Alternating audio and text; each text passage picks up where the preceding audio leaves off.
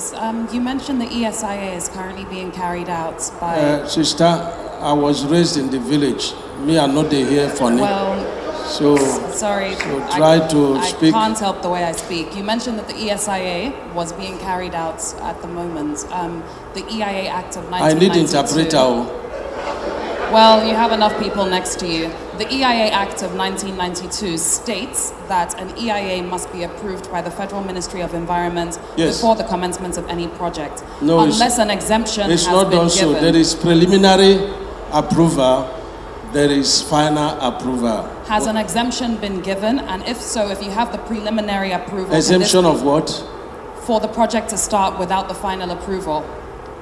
If you have the preliminary approval, can this be shared? We are following due process. So can we have a copy of the preliminary approval? It is federal government that gives the approval. It's not you. So can we have a copy of the preliminary approval? We have the approval. And you can make that public to the media? Everything in order. Okay, thank you. 2 more questions, please.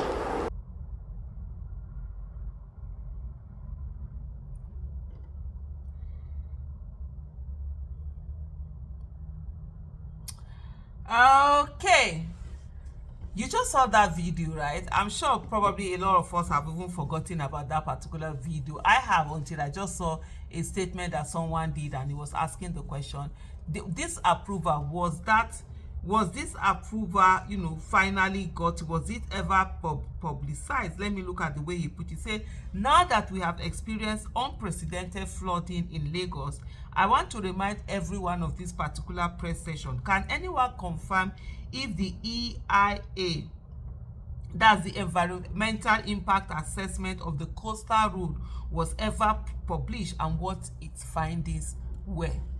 When she was asking this very germane and this very important question, Dave Umahi tried to, was condescending to her, tried to treat her as if she was a nobody. I know they hear that from there where they speak. I know they fear speak. How did he not hear what she was saying? And he was dismissive. Today you see what is happening in Lagos. Today you've seen the flooding that is going on in Lagos, the destruction of properties, that happen in Lagos. Is there a possibility whatever it is that they're doing at the coastal highway is having an effect on this? Because in putting such a monumental project, there is a need to check what effect will it have on the environment. What is there going to be any catastrophe coming out of this? And if there are there things that can be mitigated? Is the risk worth it? You now have to do the assessment to find out that is it worth having this thing and the effect is going to have on the environment. But as usual, Nigerians never want anything to be had. People just want to move on, and they just get it gone. It's you that's asking the question that you are not now turned into somebody that is called oversabi. As in now oversabi, they worry you. You just sit down. You're just doing anyhow, just trying to do one thing or the other. But this is something that is really quite serious, and this is something we need to find out from this. Not only is our monies are being stolen, looted, also we are seeing situations whereby those people the things that they're doing are also affecting the environment and causing untold harm against a lot of people. So let me look at some of the comments from this particular conversation. Somebody said, and of course there's always those that will defend anything. This person said EIA reports are not meant for general public consumption. I however believe that it should be made available for anyone who raise an FOIB.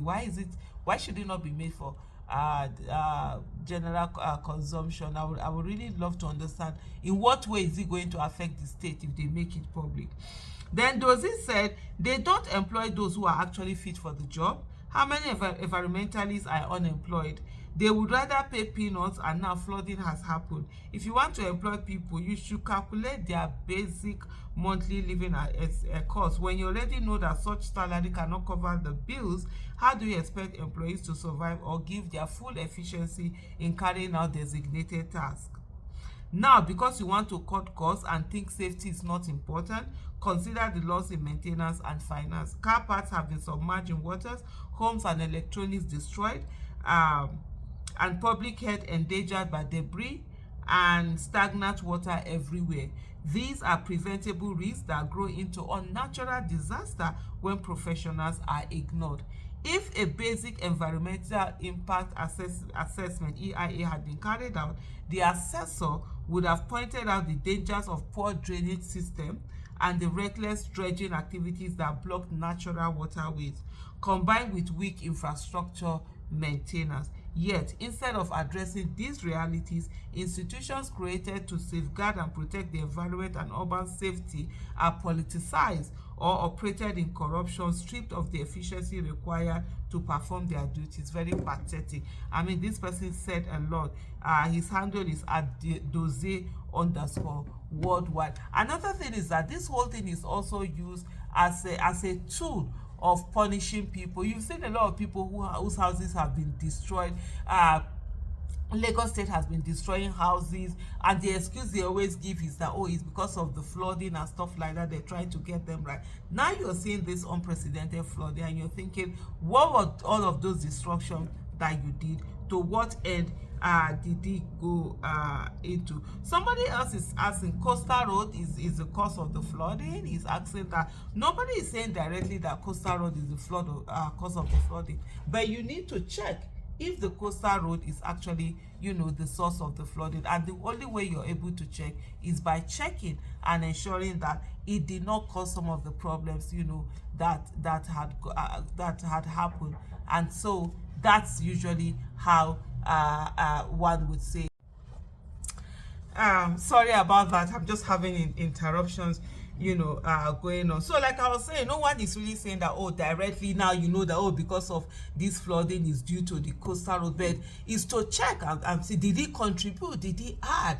Is there something that needs to be mitigated right now so that you don't get it worse? Because really the flooding, it's really not funny at all. Then another person said, the report literally says that the incremental flooding in particular areas is a medium risk effect and will require the implementation of mitigation recommendations, which are yet to see. Don't let your laugh blind your reasoning. Of course, those that will always, defend and all of that. If you know this knowledge, these are some of the things that should be made public to the people who are living there. There are some people who all what they've worked up in all their life, they've seen it being destroyed. I saw supermarkets, I saw businesses that are being flooded. Some of them are going to be destroyed by those things. You can't recover them. It's gone. Some of these things are people's life savings, people's investments, people's everything. So it's not something that, oh, government can do or not do. Government can show when they like, they will do it. When they don't like, they won't do. No, that's not, the way that it's supposed to be. Then another person copy say, are you from Lagos? Our Lagos, what is your problem? Go back to your state. At the end of the day, I think he's trying to be sarcastic because he put them in exclamation mark, because these are some of the things that people say. You're talking about Lagos, they're telling you, oh, leave Lagos. People that have been born in Lagos, they are telling them to leave Lagos. But when it comes to collecting tax, they don't tell them not to pay tax because they are not Lagosian. But when they are talking about things that are not working, they all of a sudden they begin to tell them this. And especially Lagos people pay tax, lots of tax, yet the kind of services they get from their government, honestly, is nothing to write home about. Yes, before you tell me that I'm not from Lagos, next I'll tell you that the money that is coming from my region, they share it and put it in your state. So I'll put my mouth in any state. Since everybody, they come to Abuja, come collect money, me, I go put my mouth for any state. Every Nigeria go put mouth for any state. You don't have to be there. We are collectively affected by whatever is happening in any state. Thank you.